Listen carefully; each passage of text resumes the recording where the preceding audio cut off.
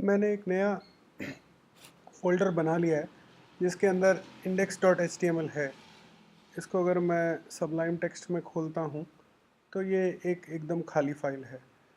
और इसके अलावा मैंने दो फ़ोल्डर बनाए हैं, एक JS फ़ोल्डर जिसके अंदर angular.js रखी है और एक CSS का फ़ोल्डर जो कि bootstrap.css रखे हुए हैं। angular.js जो है वो आपको angular.js की साइट angularjs.org जो कि कुछ इस तरह है, angularjs.org इस पे मिल जाएगी। और बूटस्ट्रैप की जो है वो आई थिंक आपको getbootstrap.css.com पर आपको दूसरी फाइल जो है bootstrap.css वो वाली फाइल आपको इधर मिल जाएगी। इसको लेना कैसे है इस डिटेल में भी नहीं जाएंगे, तो हम अपना बेसिक प्रोग्रामिंग शुरू करते हैं। मैं बिल्कुल बेसिक से शुरू कर रहा हूँ।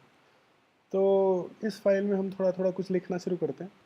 तो पहले जैसे हम जानते हैं एक डॉक टाइप आएगा, उसके नीचे एक HTML की टैग शुरू होता है। इसमें नोट कीजिए कि ये हम एक ng ऐप करके एक डायरेक्टिव इसमें लिख रहे हैं, क्योंकि हम बेसिकली जो कोशिश कर रहे हैं वो हम AngularJS की फाइल को की प्रोग्रामिंग सीखना चाह रहे हैं। तो उसका जो पहला चीज़ है उसमें ये है कि हमें ये ng ऐप लिखना है इसके अंदर। इसकी डिटेल हम बाद में समझेंगे, बाकी चीज़ें नॉर्मली है। एक टाइटल आ गया, हेड आ गया, एक लिंक आ गया CSS फाइल का जो कि हम देख चुके हैं पहले। इसमें आगे चलते हैं तो एक मैंने इसको कमेंट आउट कर दिया है, इंक्लूजन ऑफ AngularJS की फाइल। बॉडी टैग शुरू करते हैं एक सिंपल लाइन लिखने के बाद। और तो आई होप ये वाला पार्ट ऑफ द प्रोग्राम सबको समझ में आता है। इसमें देखने वाली चीज़ यही है कि यहाँ दो करली ब्रैकेट्स हैं और इसके अंदर कुछ स्टेटमेंट लिखी हुई है। तो अगर हम इसको अब एग्जीक्यूट करने की कोशिश करें इस फाइल को, तो हमें एग्जैक्टली ये चीज़ नज़र आ रही है। थोड़ी सी इसकी आप देखें तो फॉर्मेटिंग हुई है जो कि bootstrap.css कर रहा है। और इस जो दो करली ब्रैकेट्स हैं ये एज सच नज़र आते हैं। इसको अब हम समझ सकते हैं कि अगर ये AngularJS को हम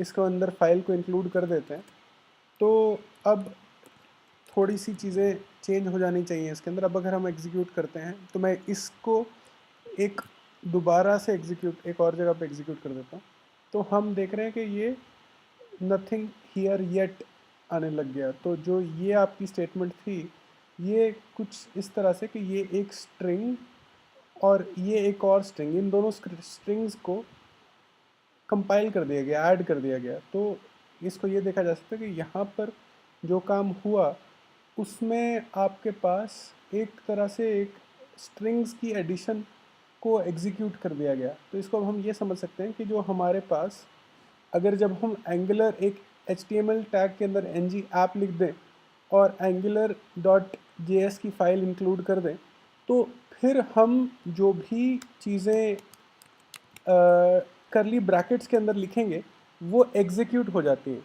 तो अगर हम लिखें 4+2 तो शायद आप गेस कर पाएँ कि हमारे पास जो इसका रिज़ल्ट आएगा पेज का वो 6 डायरेक्टली प्रिंट हो सकता है। तो चेक करते हैं, तो यहाँ 6 हो गया। तो जो आपके ऑपरेशंस हैं आपके HTML के अंदर उन्हें आप करली ब्रैकेट्स के अंदर लिखेंगे तो वो एग्जीक्यूट होने शुरू हो जाते हैं इस तरह से।